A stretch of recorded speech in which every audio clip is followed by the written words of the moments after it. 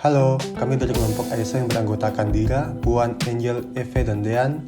Pada kesempatan kali ini, kelompok kami akan membuat suatu proyek untuk merevitalisasi Bundaran Cibiru.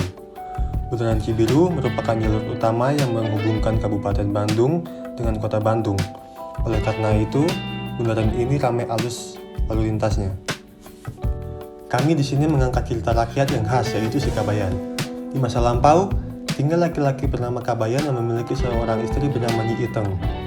Ia lelaki yang pemalas namun memiliki banyak akal. Pada suatu hari, Kabayan diminta mertuanya untuk menjadi tutut di sawah. Namun, ia hanya santai-santai saja, sampai mertuanya pun menyusulnya ke sawah dan mendorongnya ke sawah. Namun hal ini masih membuatnya tidak jera. Keesokan harinya, ia diminta mengambil nangka yang sudah matang, namun nangka itu terjatuh dan ia hanya membiarkannya hilang begitu saja. Sehingga ia pulang dengan tangan kosong, dan membuatnya marah. Lalu keesokan harinya, ia dan mertuanya memetik kacang koro di kebun, dan penyakit malasnya itu kambuh lagi. Dan ia justru menyeret mertuanya yang tertidur di dalam karung. Setelah kejadian itu, mertuanya pun sangat marah padanya. Kabayan pun mencari cara supaya mertuanya itu memaafkannya. Sehingga pada akhirnya, ia menyamar menjadi sesosok gaib yang berkata supaya mertuanya harus selalu menyayangi Kabayan. Mendengar perkataan itu, sontak mertuanya pun takut dan langsung berbuat baik kepada Kabayan. Melihat perlakuan mertuanya yang sangat baik itu, akhirnya Kabayan pun tergerak hatinya untuk berubah menjadi orang baik dan tidak lagi pemalas. Sehingga Kabayan pun saat ini mau bekerja keras dan hidup dengan rukun oleh keluarganya. Dari cerita rakyat Kabayan tersebut, kita dapat belajar untuk tidak menjadi orang yang malas, karena akan merugikan diri sendiri dan juga harus mau berkorban dan bekerja keras untuk sesama. Revitalisasi yang akan dibangun yaitu monumen dan ruang publik berupa taman yang akan dibangun di Bundaran Cibiru, Kecamatan Penyilukan, Kota Bandung, Jawa Barat. Bundaran Cibiru memiliki kekurangan yang menjadi alasan kelompok kami memilih untuk merevitalisasi Bundaran Cibiru, yaitu kurang daya tarik, gersang, dan hanya memiliki satu fungsi, yaitu sebagai akses putaran kendaraan.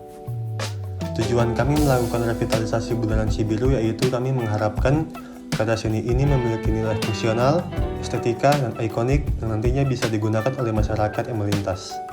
Ada 5 ciri monumen, yaitu nilai estetika yang memiliki unsur materi dan unsur perasa, nilai edukasi sebagai penambah wawasan mengenai cerita si Kabayan, penanda yang akan menjadi landmark atau jadi diri kota, nilai rekreasi sebagai tempat tujuan rekreasi, dan sifat yang bersifat publik. Dari ciri tersebut, kelompok kami mengambil konsep monumen dan ruang publik berupa taman yang bisa digunakan sebagai tujuan rekreasi dan edukasi. Karya ini merupakan implementasi dari cerita si Kabayan. Konsep monumen yaitu kerja keras dan semangat yang tinggi. Sesuai dengan nama monumen yang kita pilih, yaitu Monumen Citarum. Citarum sendiri memiliki arti dari dua kata terpisah. Si yang berarti seseorang atau orang, dan kata tarun yang merupakan bahasa Sanskerta yang sering dijadikan nama untuk orang Sunda yang berarti pekerja keras. Tak hanya makna melalui bentuk monumen, makna semangat kerja keras juga dilambangkan secara tersirat melalui material yang dipilih.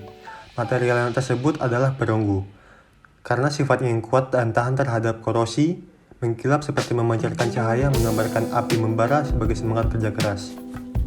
Berikut adalah rancangan desain Monumen Citarum pada Bundaran Cibiru. Dari tampak atas terlihat susunan vegetasi yang harmoni, sehingga menarik perhatian lingkungan sekitar karena terlihat paling menonjol. Pada bagian luar lingkaran, terdapat trotoar sebagai akses jalan menuju monumen. Ada 4 jalur pembagi lingkaran tersebut. Di bagian dalam, terdapat rumputan hijau supaya memberi kesan sejuk dan tidak gersang. Dari rumputan hijau tersebut, terdapat variasi peletakan bunga yang membentuk api jika dilihat dari atas. Bagian tersebut menggunakan bunga miyama pada bagian luar dan bunga patrokumala sebagai flora khas Bandung.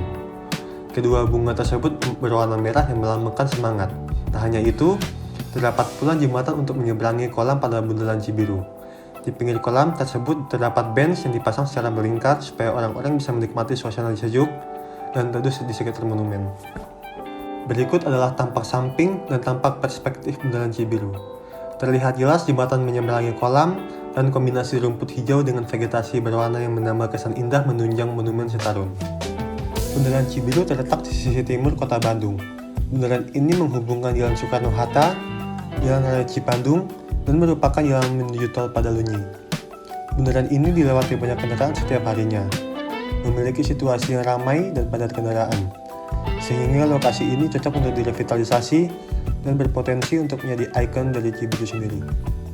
Dalam merancang revitalisasi Bundaran Cibiru ini, kami menggunakan tanaman bunga patra komala sebagai bunga khas dari Bandung dan bunga miana merah yang diibaratkan sebagai bara api. Selain itu, kami merancang tempat duduk sebagai public space yang terdapat kolam dengan penghubung jembatan. Kami membuat kolam yang diibaratkan seperti kehidupan yang harus terus mengalir. Kami juga menerapkan ordering principle menurut De Kaching dalam penyusunan monumen ini. Prinsip penyusunan yang pertama adalah simetri. Kami menerapkan simetri pada penyusunan pola tanaman. Yang kedua adalah hierarki. Monumen diperlihatkan paling menonjol dan bisa dilihat dari kejauhan. Kami juga menerapkan datum pada perancangan revitalisasi ini, yang dilihat dari bundaran sebagai tempat menyusun tanaman dan monumen. Dan yang terakhir, kami menerapkan transformasi desain pada pembuatan monumen. Kami menggunakan beberapa studi literatur sebagai referensi penyusunan revitalisasi Bundaran Cibiru ini. Kami menggunakan sumber seperti buku De Kaching dan beberapa web internet sebagai tambahan informasi cerita rakyat Kabayan. Sekian presentasi dari kami, kurang lebihnya mohon maaf, terima kasih.